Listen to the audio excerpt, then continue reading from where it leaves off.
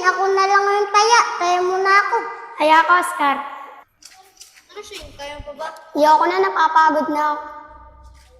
Sige, Shane, ako na lang yung taya. Talaga ba, Oscar?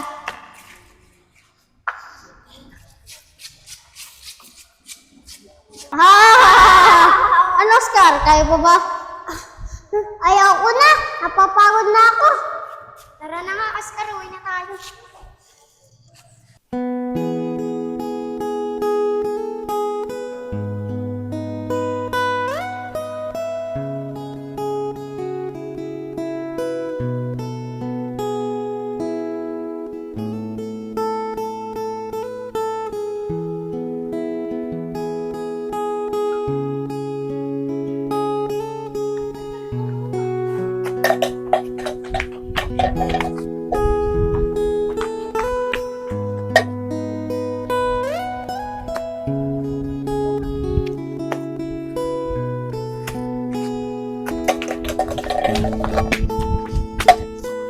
Shane, abol!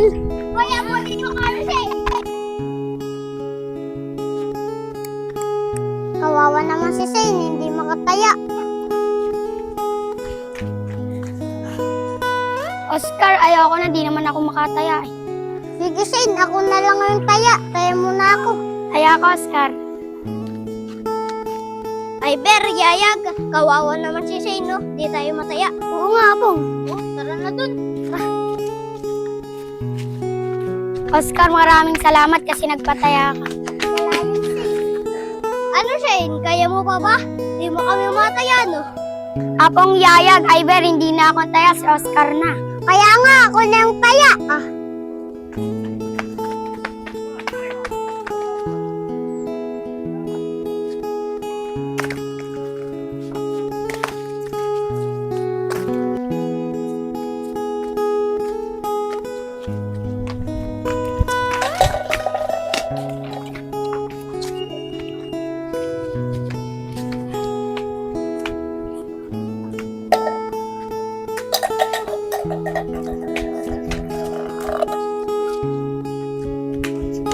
Ano, Oscar? Kaya pa ba? Ayaw ko na. Ibang laro naman tayo. Sige, ibang laro na lang tayo. Luksong tinig. Sige, luksong tinak na lang tayo. Malis taya. Tayo naman si Shane.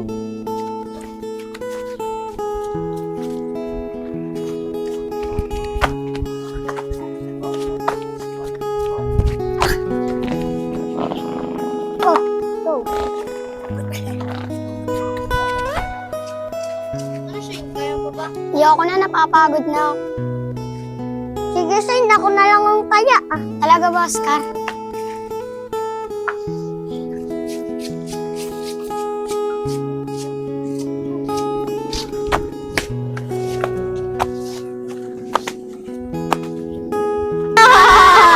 Ano, Oscar? Kaya pa ba? Ayaw ko na. Napapagod na ako. Tara na nga, Oscar. Uwi na tayo. Oscar, paano di ka mapapagod? Kahit hindi ka taya, nagpapataya ka. Siyempre, crush ko si Shane.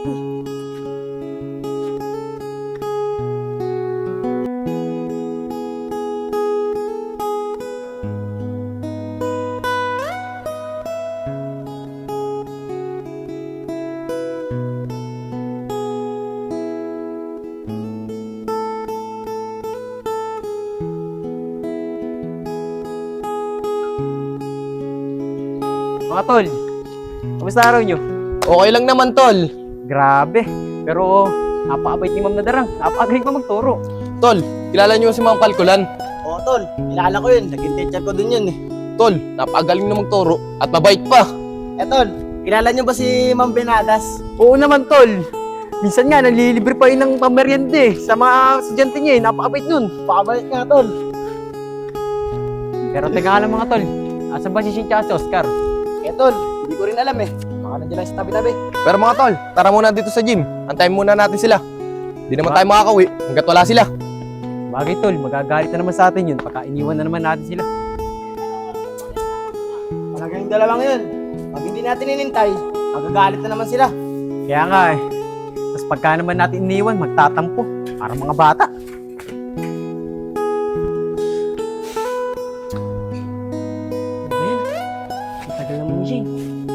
ginagawa niya? Anong oras na to eh? Pero ayos lang. Hintayin ko pa rin siya. Ma'am, tuloy na po ako. Uy, Oscar, andyan ka pala. Kanina ka pa nag-aantay dyan. Pasensya ka na ha. Ang dami kasing pinagawa ni ma'am eh. Shane, ayos lang yun. Pero sa tingin ko, nag-aantay sigurado yung tatlo sa atin. Si Iber, si Ayag, at si Apong. Nako, hayaan mo lang sila. Hayaan mo kumusok yung ilong nila. Nakakaantay sa atin. Pero Shane, may tatanong sana ako sa'yo eh. Huwag ka sana magagalit. Ano ba yung tatanong mo, Oscar? Shane, alam mo ba ako sasagutin? Matagal na ako nanliligaw sa'yo eh. Mga bata pa lang tayo. Gusto na kita. Nako, Oscar, huwag mong isipin yan. Ang isipin mo kung paano tayo makapagtapos ng pag-aaral. Pero Shane, hindi na ako makapag-antay eh. Nako, Oscar, tumigil ka nga. Kung talagang mahal mo ako, makapag-antay ka para sa akin. Mas maganda pa rin kasi makapagtapos tayo ng pag-aaral para makahanap tayo ng magandang trabaho. Sige na nga Shane, tara na. Nag-aantay na yung tatlo dun.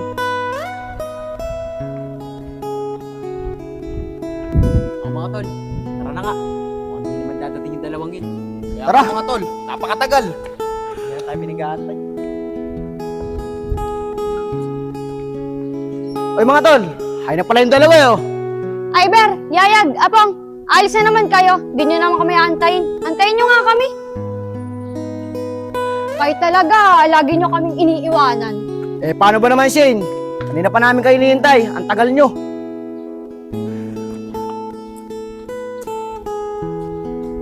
Alam nyo kayong dalawa, simula ng mga bata pa lang tayo, lagi na lang kami tatlo nag-aantay sa inyo. Eh, pasensya na kayong tatlo ah. May pinagawa pa kasi sa akin si Mami. Eh, si Oscar, kanina pa din nag-aantay sa akin.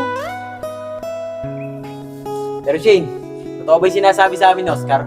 Malapit ko na daw siya sagutin. Di ba mga tol? Oo nga. Kaya nga Oscar, sinabi mo sa amin yon. Kaya wag ka magsisinungaling nga. Kaya nga Oscar, sinabi mo sa amin yun nung wala si Shane. Apong, Iber, Yayag, wag nyo naman sabihin kay Shane. Nakakaya eh. Na Oscar, okay lang yun. Di ba, simula pa lang ng mga bata pa lang tayo. Gusto mo na talaga Shane. Naku, tigilan nyo nga yan. Ang totoo nga niyan, nagtanong si Oscar sa akin. Ang sabi niya sa akin, kung kailan ko siya sasagutin. Ang sagot ko sa kanya, mag-aral muna tayo na mabuti para naman makapagtapos tayo ng pag-aaral. Para na rin makapaghanap tayo ng magandang trabaho. Kaya kayo, iwasan nyo yung pagbubulak-bulak. Mag-aral kayo na mabuti. Paano? Tara na. Baka hinanap na ako ni nanay. Anong oras na rin eh. Tara na mga tol. Alam mo Shane, para ang nanay namin, kung sermonan mo kami. Opo, hindi na po kayo magbubulakbon. Kayo, pinapayuhan ko lang kayo bilang isang kaibigan. Kung di kayo makikinig, edi bahala kayo.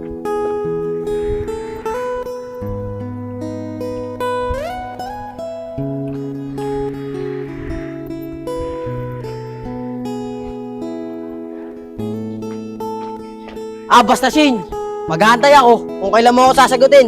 Nako, bahala ka nga. Edi mag-antay ka.